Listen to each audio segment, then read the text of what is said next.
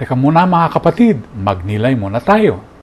Mayroong tatlong paanyaya ang panahon ng Adbyento. Gawing araro ang espada, magising mula sa antok at magbantay. Noong 1787, gumawa ang New Hampshire clockmaker na si Levi Hutchins ng unang alarm clock sa Amerika. Ngunit tumutunog lang ito tuwing alas 4 ng umaga. Nakaayon sa schedule niya ito kasi hindi nito kayang mag-alarm sa ibang oras. Sinasabi ng Adbyento na iba ang alarm ng Diyos. Hindi mo ito itinatakda, kung hindi nakikinggan mo lamang, sapagkat darating ang Panginoon gaya ng panahon ni Noe sa kalagitnaan ng ating gawain. Kaya't ipagpalit ang sandata ng digmaan sa kagamitan ng kapayapaan. Ang ating mga night habits ipagpalit sa day clothes o sa damit araw, at ang pagkontrol ipagpalit sa kahandaan. Gumawa ng mga konkretong pangpalit. Palitan ang matalas na dila ng pagkakasundo. Oras sa walang saysay na scrolling sa social media, palitan ng oras sa pananalangin. Palitan ang pagkabalisa ng paggawa ng acts of mercy.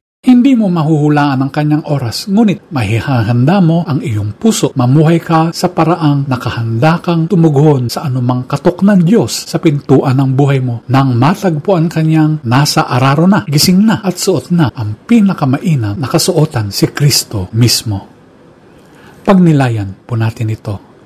Amen.